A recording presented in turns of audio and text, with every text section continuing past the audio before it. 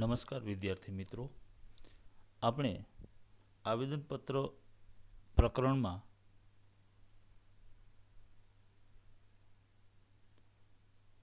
અગાઉ આવેદનપત્ર એટલે શું, આવેદનપત્રના લક્ષણો, આવેદનપત્રનું મહત્વ વગેરે બાબતો વિશે અભ્યાસ કર્યો હતો. આજે આપણે આવેદનપત્રમાં સમાવિષ્ટ વિવિધ કલમો વિશે અભ્યાસ કરશું. હવે આપણે એ બરાબર જાણતા થઈ ગયા છીએ કે આવેદનપત્ર એ કંપનીનો મૂળભૂત અને બંધારણીય દસ્તાવેજ છે. આ દસ્તાવેજમાં અલગ અલગ 6 કલમોનો સમાવેશ થાય છે, જેમાં નામની કલમ, રજિસ્ટર્ડ ઓફિસની કલમ,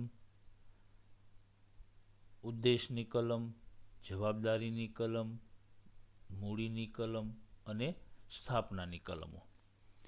એટલે આવેદનપત્રની આ કુલ 6 કલમોનો અભ્યાસ વિગતે આપણે કરશું, જેમાં સૌથી પહેલા નામની કલમ. આવેદનપત્રની આ કલમમાં કંપની જે નામે ધંધો કરવા ઈચ્છતી હોય તે નામ દર્શાવવામાં આવે છે. એટલે કે જે સૂચિત કંપની છે, એટલે કે જે કંપનીની સ્થાપના કરવામાં આવવાની છે, એ કંપનીનું નામ આવેદનપત્રમાં જણાવવું જરૂરી છે. કોઈ પણ કંપની નામ વગર ન હોઈ શકે. કંપની એ કાયદાકીય કૃત્રિમ વ્યક્તિત્વ ધરાવે છે, એટલે એ પણ એક કૃત્રિમ વ્યક્તિ છે, એટલે એમનું નામ હોવું પણ આવશ્યક છે. સ્થાપક કે સ્થાપકો જે નામ ઈચ્છે તે કંપનીનું નામ રાખી શકે છે. એટલે કે સ્થાપકો કંપનીનું કોઈ પણ નામ રાખી શકે છે, પરંતુ આવું નામ રાખતી વખતે કંપનીનું જે નામ રાખવાનું છે એ નામ રાખતી વખતે એમને જોગવાઈઓનું પાલન કરવું જરૂરી છે. એટલે કે નામ પસંદ કરતી વખતે એમને કેટલીક જોગવાઈઓનું પાલન કરવું પડે છે. ચાલો, એ જોગવાઈઓ કઈ છે? તો પહેલું, આવેદનપત્રમાં સૂચિત નામ હયાત ધરાવતી કંપનીનું કે તેની સમાન ન હોવું જોઈએ. એટલે કે અન્ય કોઈ નોંધાયેલી કંપની જેવું કે તેને મળતું આવતું હોય તેવું નામ કંપની રાખી શકે નહીં. અસ્તિત્વ ધરાવતી કંપનીઓ છે, એ કંપનીઓના જે નામો છે એ નામોમાંથી કોઈ પણ નામ એ આ સૂચિત કંપની રાખી શકે નહીં.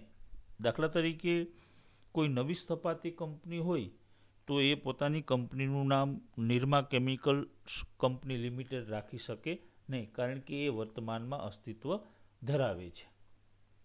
બીજું, આવું નામ અનિચ્છનીય, વાંધાજનક કે કાયદા હેઠળ અપરાધિત ન હોવું જોઈએ. એટલે કે કંપની જે નામ રાખવા ઈચ્છે છે એ વાંધાજનક, અનિચ્છનીય કે કાયદા દ્વારા પ્રતિબંધિત કરાયેલું ન હોવું જોઈએ. ત્યારબાદ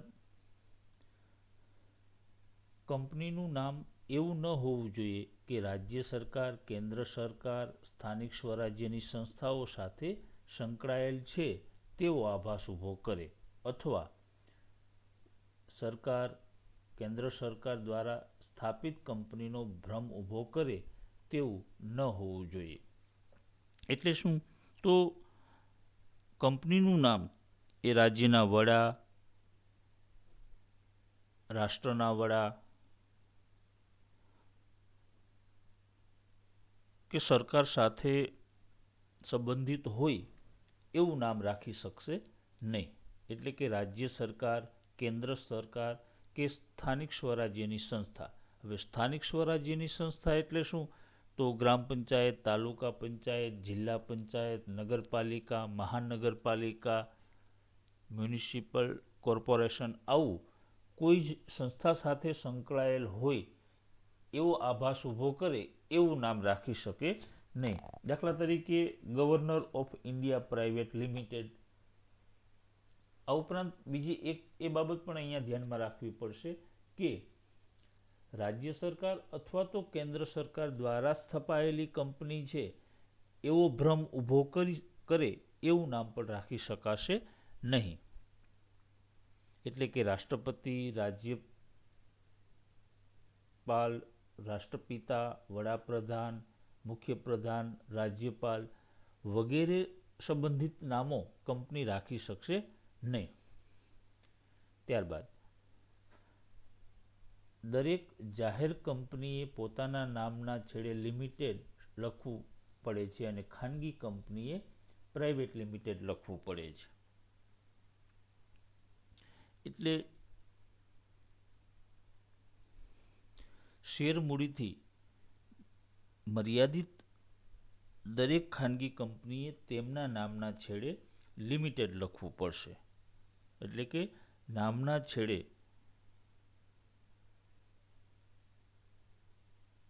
જાહેર કંપનીએ લિમિટેડ શબ્દ લખવો પડશે અને ખાનગી કંપનીએ પ્રાઇવેટ લિમિટેડ શબ્દ લખવો પડશે. દાખલા તરીકે કલ્પક બાયોટેક કંપની છે, એ કલ્પક બાયોટેક કંપની પ્રાઇવેટ કંપની છે, એટલે એ પોતાના નામના છેડે કયો શબ્દ લગાવશે? Private limited. એટલે કે કલ્પક બાયોટેક કંપની પ્રાઇવેટ લિમિટેડ.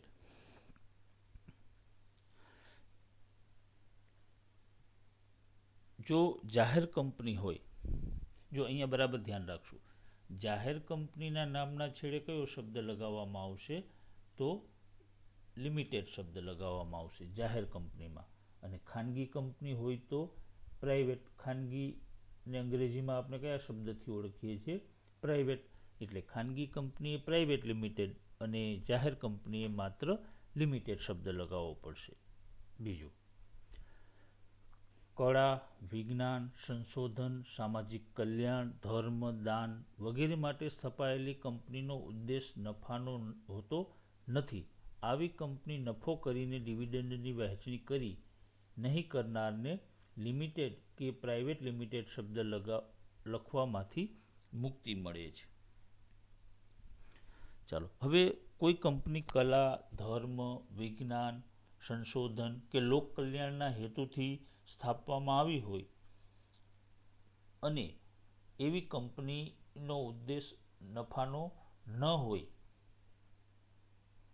અને એ કંપનીના નફાને ડિવિડન્ડ તરીકે વહેંચતી ન હોય તો એવી કંપનીને લિમિટેડ કે પ્રાઇવેટ લિમિટેડ શબ્દ લગાવવામાંથી મુક્તિ મળે છે.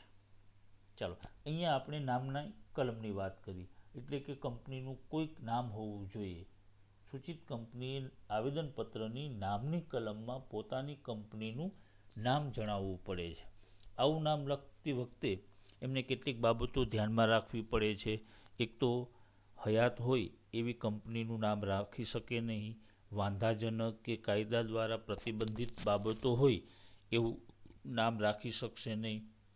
પછી રાજ્ય સરકાર કે કેન્દ્ર સરકારની કંપની છે અથવા તો એના દ્વારા સ્થપાયેલી કંપની છે એવો ભ્રમ ઊભો કરે એવું નામ રાખી શકશે નહીં. જાહેર કંપનીએ પોતાના નામના છેડે લિમિટેડ શબ્દ અને ખાનગી કંપનીએ પોતાના નામના છેડે પ્રાઇવેટ લિમિટેડ શબ્દ લખવો પડે.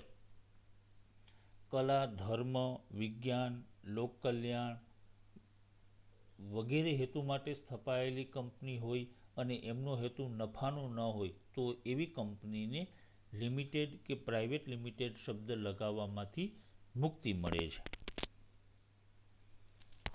ચાલો, ત્યાર પછી આવેદનપત્રની બીજી કલમ એટલે રજિસ્ટર્ડ ઓફિસની કલમ. રજિસ્ટર્ડ ઓફિસ એટલે નોંધાયેલી ઓફિસ. આ કલમમાં કંપનીએ પોતાની ઓફિસનું સરનામું દર્શાવવું પડે છે. સાવ સરળ શબ્દમાં કહીએ તો રજિસ્ટર્ડ ઓફિસની કલમમાં કંપની પોતાની ઓફિસનું સરનામું દર્શાવે છે. દરેક કંપની આવેદનપત્ર તૈયાર કરે ત્યારે તે કંપનીની રજિસ્ટર્ડ ઓફિસ કયા રાજ્યમાં રાખવામાં આવશે તે જણાવવું પડે છે. ચાલો, એટલે આવેદનપત્રમાં કંપની પોતાની રજિસ્ટર્ડ ઓફિસ કયા રાજ્યમાં રાખવામાં આવશે તે જણાવવું પડે છે.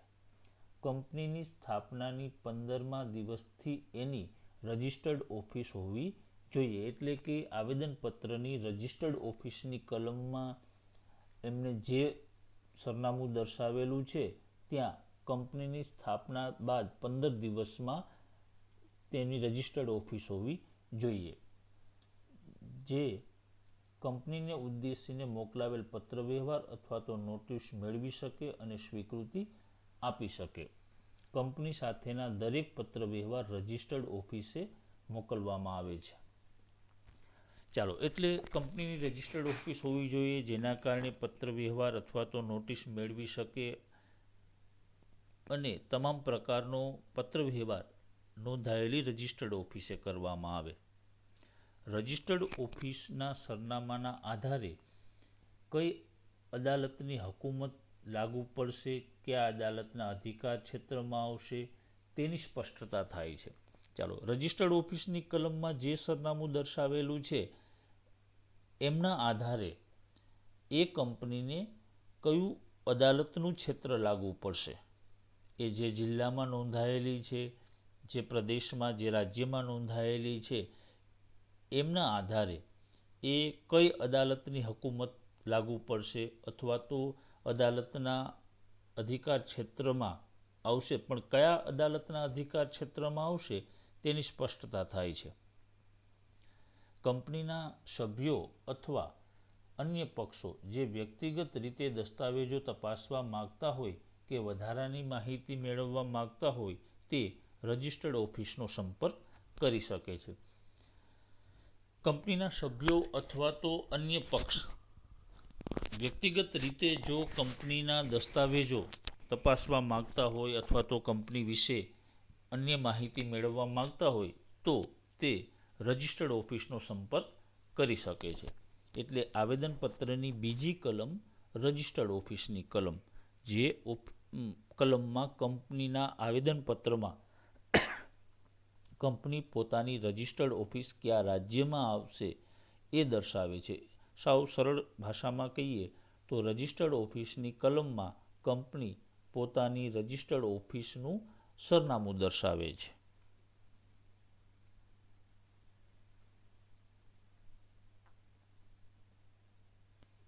ચાલો, ત્યાર પછી ધ્યેયની કલમ.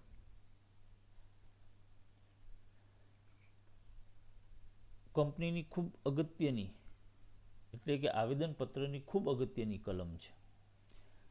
જે કંપની અસ્તિત્વમાં આવવા માંગતી હોય તેણે પોતાના ઉદ્દેશ્યો અથવા તો ધ્યેયો આવેદનપત્રમાં બતાવવા ફરજિયાત છે. એટલે કે કંપનીની સ્થાપના કયા ઉદ્દેશ્યથી કરવામાં આવે છે એ ધ્યેયની કલમમાં દર્શાવવામાં આવશે.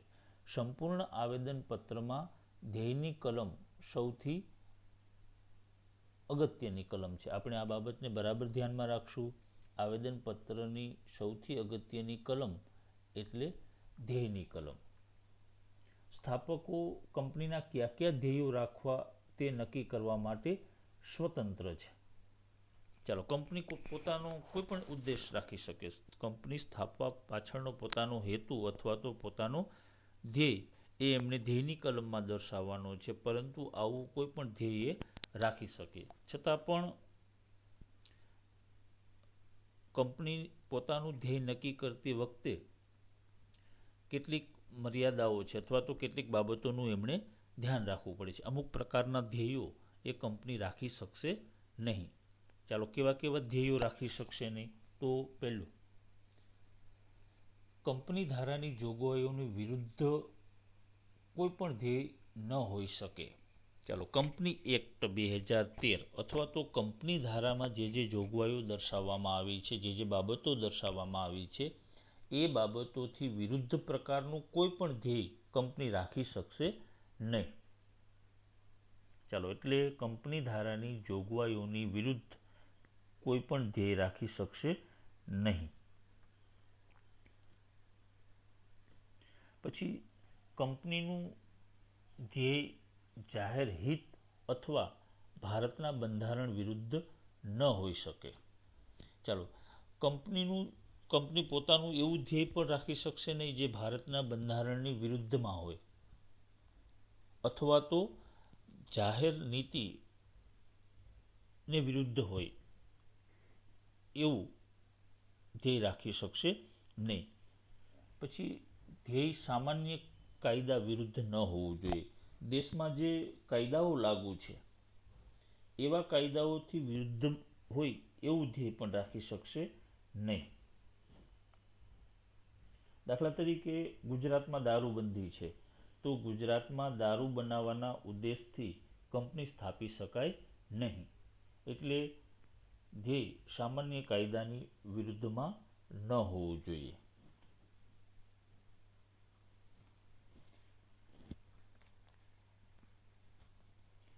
ચાલો, આમાં આપણે જોયું ધ્યેયની કલમમાં કંપની પોતાના ધ્યેય કે ઉદ્દેશો દર્શાવે છે. અમુક પ્રકારના ઉદ્દેશો રાખી શકશે નહીં. ત્યાર પછી સત્તા બહારના કાર્યો, જેને અલ્ટ્રા વાયર્સ તરીકે પણ આપણે ઓળખીએ છીએ. અલ્ટ્રા વાયર્સ કંપની આવેદનપત્રમાં જે ધ્યેય જણાવેલ હોય તેના જ કાર્યક્ષેત્રમાં રહી કાર્ય કરી શકે છે. આવેદનપત્રમાં જણાવેલ ઉદ્દેશ સિવાય કંપની કોઈ કાર્ય કરી શકતી નથી. જો આવા કાર્ય કરે તો તે રદબાતલ ઠરે છે. ચાલો, હવે સત્તા બહારના કાર્યો અંતર્ગત આપણે જોઈએ તો કંપની આવેદનપત્રમાં જે ધ્યેય દર્શાવેલ હોય તેના જ કાર્યક્ષેત્રમાં રહી કાર્ય કરી શકે છે. મતલબ કે ધ્યેયમાં દર્શાવેલ ન હોય એવું કોઈ કાર્ય કંપની કરી શકતી નથી. અને જો કંપની આવું ધ્યેયમાં દર્શાવેલું ન હોય એવું કાર્ય કરે તો તે કાર્ય રદ ગણાશે અથવા તો રદબાતલ ગણાશે. અને આવા કાર્યો સત્તા બહારના કાર્યો ગણાશે.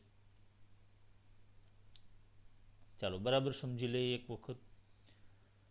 તો કંપનીએ આવેદનપત્રમાં જે ધ્યેય દર્શાવેલ છે એ ધ્યેય કે ઉદ્દેશ સિવાય કંપની કોઈ કાર્ય કરે તો એવા કાર્યોને સત્તા બહારના કાર્યો અથવા તો અલ્ટ્રા વાયર્સ તરીકે ઓળખાય છે અથવા તો કહેવાય છે. ચાલો, બરાબર સમજાઈ ગયું. સત્તા બહારના કાર્યો કોઈ પણ પ્રકારના કાનૂની સંબંધો ઊભા કરતા નથી. આ સિદ્ધાંત મુજબ કંપનીના સભ્યો સર્વાનુમતિ ધરાવતા હોવા છતાં ઉદ્દેશ બહારના કાર્યોને સર્વાનુમતિથી બહાલી આપી શકતા નથી. ચાલો, કંપનીએ પોતાના આવેદનપત્રમાં ધ્યેયની કલમમાં ન દર્શાવેલ હોય એવા કોઈ કાર્યો કરે તો એ સત્તા બહારના કાર્યો છે. અને આવા સત્તા બહારના કાર્યો કોઈ પણ સંજોગોમાં બહાલ કરી શકાતા નથી. બહાલ એટલે મંજૂર કરી શકાતા નથી. નહીંતર આમ જોઈએ તો કંપનીના બધા નિર્ણયો સર્વાનુમતિથી લેવામાં આવે અને આવા સત્તા બહારના કાર્યોમાં સર્વાનુમતિ હોવા છતાં પણ એ મંજૂર કરી શકાતા નથી અથવા તો એને બહાલી આપી શકાતી નથી. કોઈ કંપની આવા સત્તા બહારના કાર્યો કરે છે તો એમની અસરો શું થાય? ચાલો, પણ પહેલાં બરાબર સમજી લેવાનું છે કે સત્તા બહારના કાર્યો એટલે શું. તો આવેદનપત્રમાં જણાવેલા ઉદ્દેશો સિવાય કંપની કોઈ કાર્ય કરે તો એવા કાર્ય સત્તા બહારના કાર્ય ગણાય. આવા સત્તા બહારના કાર્યને કોઈ પણ સંજોગોમાં બહાલ કરી શકાતા નથી. એટલે કે સત્તા બહારનું કાર્ય એ ગેરકાયદેસર ગણાય, જે કંપની માટે બંધન કરતા નથી. જો કોઈ સંચાલકોએ સત્તા બહારના કાર્ય કરેલા હોય તો એ કંપની જવાબદાર નથી. ચાલો, કઈ કઈ અસરો થાય એમની વાત કરીએ તો સંચાલકો આવા કાર્ય માટે વ્યક્તિગત રીતે જવાબદાર છે. હમણાં મેં વાત કરીને કે આવા સત્તા બહારના કાર્યો માટે કંપની જવાબદાર નથી. આવા કાર્યો સંચાલકો આવા કાર્યો માટે વ્યક્તિગત રીતે જવાબદાર બને છે, એટલે કે આવા સત્તા બહારના કાર્યો માટે સંચાલકો જવાબદાર છે. બીજું, અદાલત આવા કાર્યો કરતા રોકી શકે છે. ચાલો, હવે કોઈ કંપનીના સંચાલકો સત્તા બહારના કાર્ય કરતા હોય તો કોર્ટ આવા કાર્યો કરતા રોકી શકે છે. ત્રીજું, સત્તા બહારના કરારો રદબાતલ છે. ચાલો, જો કંપનીના ઉદ્દેશમાં જણાવેલ ન હોય એવા પ્રકારના કરારો કરવામાં આવે, જેને આપણે કેવા કરારો કહેશું? સત્તા બહારના કરારો. આવા સત્તા બહારના કરારો પણ રદબાતલ છે. ત્યાર પછી, કંપનીના કર્મચારી દ્વારા કરવામાં આવેલા સત્તા બહારના કાર્યો માટે કંપની જવાબદાર બને છે. જો સંચાલકો જવાબદાર છે, પરંતુ કંપનીના કોઈ કર્મચારી દ્વારા સત્તા બહારના કાર્યો કરેલા હોય તો તેના માટે કંપની જવાબદાર છે. સંચાલકો પોતે જવાબદાર છે, પણ જો કોઈ કર્મચારી દ્વારા સત્તા બહારનું કાર્ય કરવામાં આવેલું હોય તો કંપની જવાબદાર બને. સત્તા બહારના કાર્યો માટે સંચાલકો ત્રાહિત પક્ષ માટે જવાબદાર ઠરે છે. સત્તા બહારના કાર્યો માટે સંચાલકો તો જવાબદાર છે, આ ઉપરાંત એ સંચાલકો ત્રાહિત પક્ષ માટે જવાબદાર, એટલે કે કંપની સાથે જોડાયેલા અન્ય પક્ષો માટે, શેરહોલ્ડરો, ડિબેન્ચર હોલ્ડરો, અન્ય પક્ષ માટે પણ એ જવાબદાર ઠરશે. એટલે સંચાલકો જવાબદાર છે. હવે આ પ્રકારની પરિસ્થિતિ ઊભી ન થાય તે માટે કંપની સામાન્યતઃ ધ્યેયની કલમમાં અન્ય હેતુઓના શીર્ષક હેઠળ મોટા ભાગના કાર્યક્ષેત્રને આ કલમમાં આવરી લે છે. એટલે કંપની સત્તા બહારના કાર્યોનો પ્રશ્ન ઊભો ન થાય એટલા માટે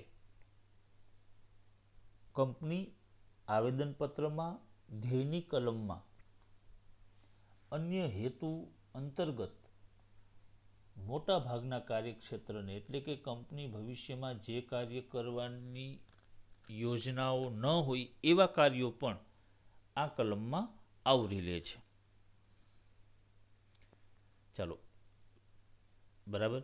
સત્તા બહારના કાર્યો એટલે જે આવેદનપત્રમાં દર્શાવેલ ન હોય એવા ઉદ્દેશથી કંપની કાર્ય કરે તો એ સત્તા બહારનું કાર્ય ગણાશે. દાખલા તરીકે, કંપનીએ ધ્યેયની કલમમાં લોખંડના પાટા બનાવવાનો ઉદ્દેશ દર્શાવેલ હોય, બરાબર. ધ્યેયની કલમમાં રેલવેના પાટા બનાવવાનો ઉદ્દેશ દર્શાવેલો હોય તો કંપની રેલવેના ડબ્બા બનાવી શકે નહીં. જો કંપની રેલવેના ડબ્બા બનાવે તો એવા કાર્યને કેવું કાર્ય કહેવામાં આવશે? સત્તા બહારનું કાર્ય. અને આવા સત્તા બહારના કાર્ય માટે સંચાલકો વ્યક્તિગત રીતે જવાબદાર બને છે. પરંતુ આનાથી બચવા માટે કંપની શું કરે છે? તો કંપની ધ્યેયની કલમમાં અન્ય હેતુઓ અંતર્ગત મોટા ભાગના, એટલે કે કંપનીને સંલગ્ન જેટલા પણ કાર્યો હોય એ તમામ કાર્યોનો સમાવેશ ધ્યેયની કલમમાં કરી લે છે, જેથી સત્તા બહારના કાર્યોનો પ્રશ્ન ઉપસ્થિત ન થાય.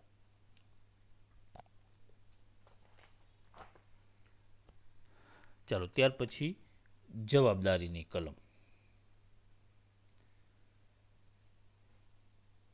જવાબદારીની દ્રષ્ટિએ કંપનીને 3 ભાગમાં વહેંચી શકીએ, બરાબર. જવાબદારીની દ્રષ્ટિએ કંપનીને 3 ભાગમાં વહેંચી શકાય.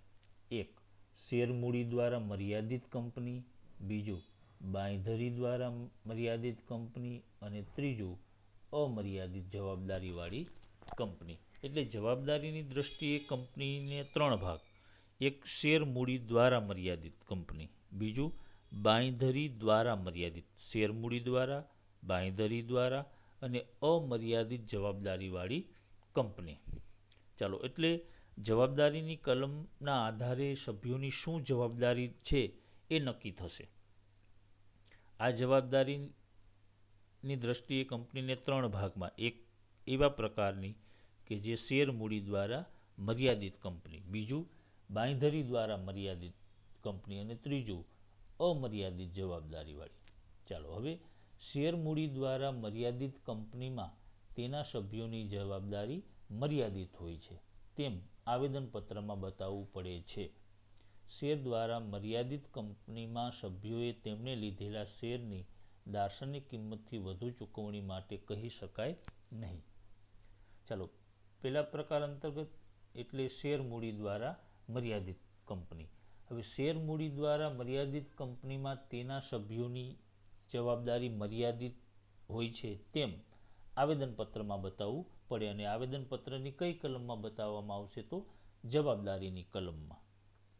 એમના સભ્યોની જવાબદારી એટલે કે શેર મૂડી દ્વારા મર્યાદિત કંપનીમાં સભ્યોને તેમને લીધેલા શેરની દાર્શનિક કિંમતથી વધુ ચૂકવણી માટે કહી શકાય નહીં. એનો અર્થ એવો થયો કે શેર મૂડી દ્વારા મર્યાદિત કંપનીના સભ્યોની જવાબદારી એમણે ખરીદેલા શેરની દાર્શનિક કિંમત પૂરતી જ રહેશે. કંપની દાર્શનિક કિંમતથી વધુ કિંમતની ચૂકવણી માટે આદેશ કે સૂચન કરી શકે નહીં. એટલે અહીંયા બાબત થઈ શેર મૂડી દ્વારા મર્યાદિત કંપની. હવે ત્યાર પછી બાંયધરી દ્વારા મર્યાદિત કંપની. બાંયધરી દ્વારા મર્યાદિત કંપનીમાં સભ્યોની જવાબદારી તેમણે આપેલી બાંયધરી પૂરતી મર્યાદિત હોય છે. એટલે બાંયધરી દ્વારા મર્યાદિત કંપનીમાં સભ્યોની જવાબદારી એમણે જેટલી બાંહેધરી આપેલી છે એટલી બાંહેધરી પૂરતી મર્યાદિત હોય છે. એમણે જેટલી રકમની બાંહેધરી આપેલી છે એટલી રકમ માટે એ જવાબદાર બનશે. ત્યાર પછી અમર્યાદિત જવાબદારીવાળી કંપનીમાં સભ્યોની જવાબદારી કેવી રહેશે? તો અમર્યાદિત રહેશે. એકલ વ્યક્તિ કંપનીમાં તેનું મૃત્યુ થતાં તેની જગ્યાએ કોણ સભ્ય થશે તેનું નામ દર્શાવવામાં આવે છે. હવે એકલ વ્યક્તિની કંપનીમાં જો તેના સભ્યનું મૃત્યુ થાય તો તેની જગ્યાએ કોણ નવો સભ્ય બનશે એ જવાબદારીની કલમમાં દર્શાવવામાં આવશે.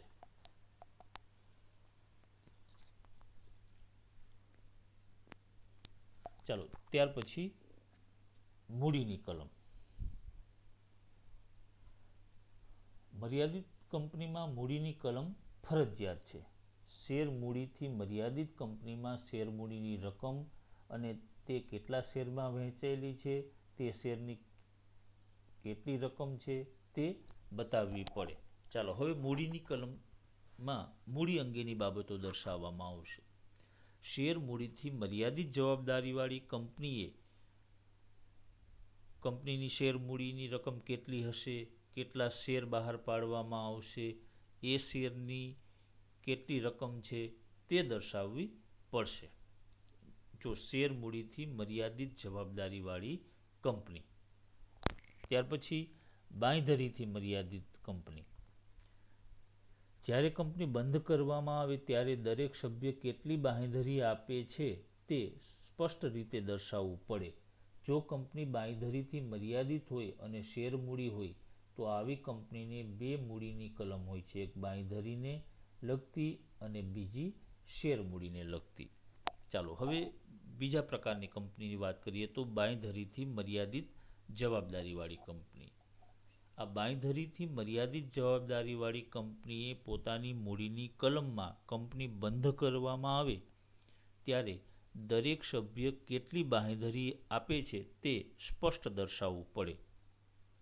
ચાલો, જો કંપની બાંયધરીથી મર્યાદિત હોય અને પાછા એમને શેર પણ બહાર પાડેલા હોય તો એમને બે મૂડીની કલમ હશે.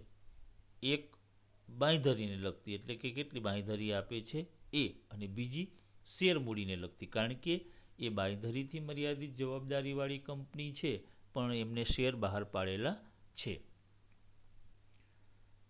ત્યાર પછી જો એકલ વ્યક્તિ કંપની હોય તો ભરણું ભરનારના મૃત્યુ પછી કોણ સભ્ય થશે તે બતાવવું પડે છે.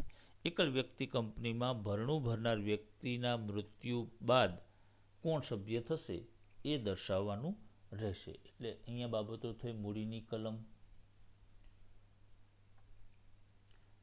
ત્યાર પછી આવેદનપત્રની છેલ્લી કલમ એટલે સ્થાપનાની કલમ.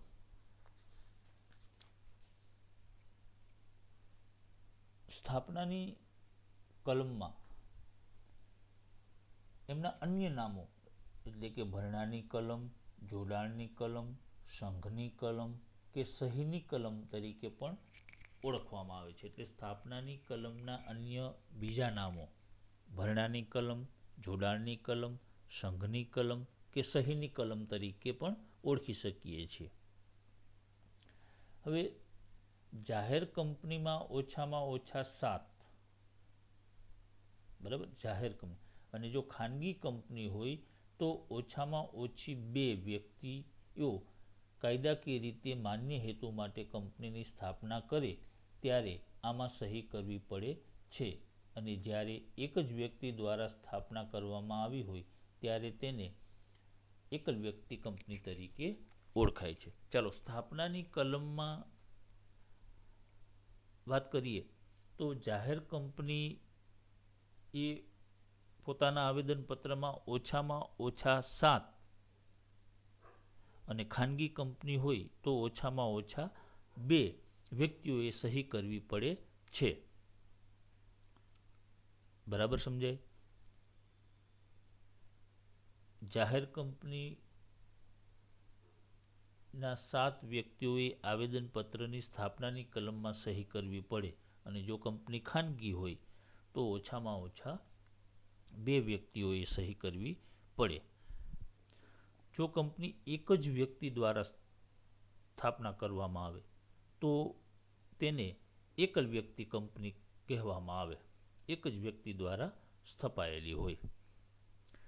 કંપનીના સભ્યો કંપની સ્થાપવા માંગે છે તેમના નામ સામે દર્શાવેલ શેર ખરીદવાની કબૂલ આપે છે તેવી જાહેરાત કરી સહી કરે છે. ચાલો હવે કંપનીના જે સભ્યો કંપનીની સ્થાપના કરવા માગે છે તેમણે શેર ખરીદેલા હોવા જોઈએ. એટલે અહીંયા સ્થાપનાની કલમમાં એમના નામ સામે શેર ખરીદવાની કબૂલાત આપી છે તેવી જાહેર કરી અને સહી કરશે. એટલે કંપનીના સ્થાપકો અહીંયા સ્થાપનાની કલમમાં સહી કરશે. સહી કરનાર સભ્યોના નામ, સરનામા, વ્યવસાયની વિગતો દર્શાવવામાં આવશે. આ વ્યક્તિઓએ સાક્ષીની હાજરીમાં સહી કરી છે તે દર્શાવવામાં આવે છે. આવા સભ્યો સહી કરનારા સભ્યો તરીકે પણ ઓળખાય છે. એટલે કે સ્થાપનાની કલમમાં સ્થાપકોની સહી, સ્થાપકોના નામ, સરનામા, ઉંમર, ધંધો વગેરે વિગતો દર્શાવવામાં આવશે. પછી સ્થાપનાની કલમમાં ઓછામાં ઓછા એક સાક્ષીની રૂબરૂમાં સહી કરવી પડે છે. અને આવેદનપત્રની સ્થાપનાની કલમમાં સહી કરનારા કંપનીના સભ્યો તરીકે ઓળખાશે. બરાબર યાદ રાખશું. સ્થાપનાની કલમમાં સહી કરનાર એટલે કે સ્થાપનાની કલમમાં સહી કરનાર સભ્યો તરીકે ઓળખાશે. એટલે અહીંયા આપણે આવેદનપત્રની વિવિધ 6 કલમોની વાત કરી. જેમાં સૌથી પહેલાં હતું નામની કલમ, પછી રજિસ્ટર્ડ ઓફિસની કલમ, ઉદ્દેશ્યની કલમ, મૂડીની કલમ, જવાબદારીની કલમ અને સ્થાપનાની કલમ.